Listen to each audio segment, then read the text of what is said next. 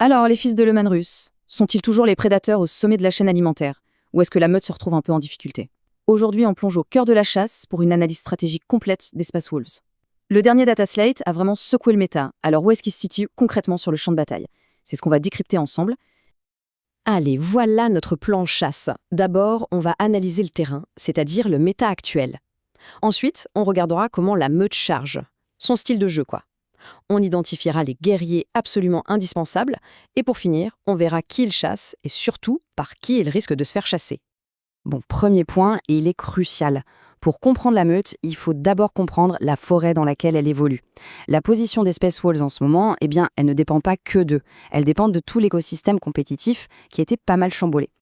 Si on regarde juste ce chiffre, on pourrait se dire que tout va bien dans la tanière. Un taux de victoire qui tourne autour des 50%, ça a l'air parfaitement équilibré, non? Mais comme souvent, la réalité est un peu plus complexe que ça.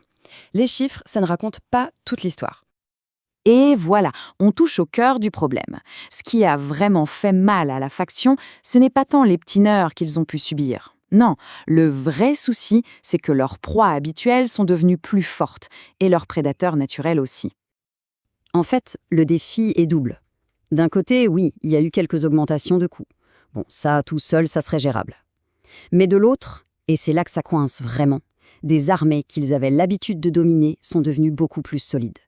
Et pire encore, leurs pires cauchemars, comme les World Eaters, sont devenus encore plus mortels. C'est un véritable étau qui se resserre. Alors, face à un environnement de chasse plus hostile, comment la meute a-t-elle réagi? Voyons un peu comment leur style de jeu a dû s'adapter pour non seulement survivre, mais carrément essayer de dominer.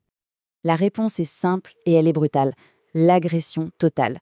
La stratégie actuelle des Space Wolves, c'est de prendre le contrôle de la table par une pression de mêlée absolument écrasante. Le but, c'est d'utiliser des unités hyper rapides et qui tapent très fort pour submerger l'adversaire, le forcer à réagir constamment et, au final, dicter le rythme de toute la partie.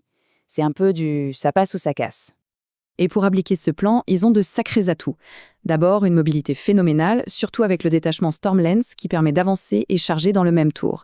Ils ont aussi des unités d'ancrage incroyablement solides, une capacité à jouer avec les points de commandement et même des petites unités de screen qui ne coûtent presque rien, comme les Fenrisian Walls. Mais il y a un mais, et il est de taille. Beaucoup de leurs unités qui frappent le plus fort sont ce qu'on appelle des canons de verre. Une force de frappe terrifiante, oui, mais une résistance qui laisse à désirer. La moindre erreur de placement, la moindre charge mal préparée, et ces unités si précieuses peuvent être rayées de la carte en une seule phase de tir. Du coup, sur quelles unités repose toute cette stratégie? Passons en revue les piliers des listes qui gagnent en ce moment. La véritable colonne vertébrale de l'armée en somme. Et on commence par la pièce maîtresse, sans aucun doute la plus importante. On pourrait l'appeler le mur hurlant de Céramite. C'est une grosse escouade de 10 Wolfguard Terminators menée par le légendaire Arjak Rockfist. C'est simple, c'est le centre de gravité de l'armée, le point d'ancrage que rien ne doit pouvoir bouger. Et quand on regarde les stats, on comprend tout de suite pourquoi. Pour 445 points, on se retrouve avec une unité qui a 46 points de vie, une endurance de 5, une sauvegarde à 2+, une invulnérable à 4+, et surtout cette capacité Rugged Résilience qui leur donne un -1 pour être blessé. C'est tout simplement un cauchemar à éliminer pour n'importe quel adversaire. Juste derrière ce mur de bouclier, on a les deux cerveaux de l'opération. D'un côté, Logan Grimnar, qui va rendre les stratagèmes ennemis plus chers. De l'autre, le vénérable Bjorn the Felondid, qui est une vraie petite batterie à point de commandement. Leur but, ce n'est pas forcément de tuer, c'est de gagner la guerre des ressources, la guerre stratégique. Et enfin, pour mettre la pression, l'armée a plusieurs options, plusieurs points de lance. On a Ragnar et ses Bloodclaws pour saturer l'ennemi avec un volume d'attaque dingue. On a Murderfang pour des frappes chirurgicales dévastatrices. La cavalerie Thunderwolf, toujours aussi rapide et menaçante.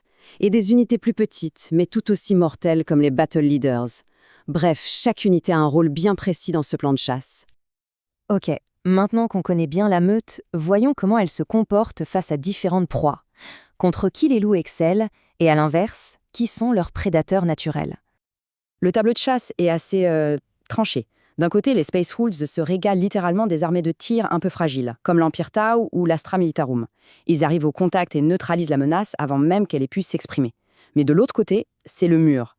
Face à des armées d'élite au corps à corps, comme les Adeptus Custodes, ils se font contrer.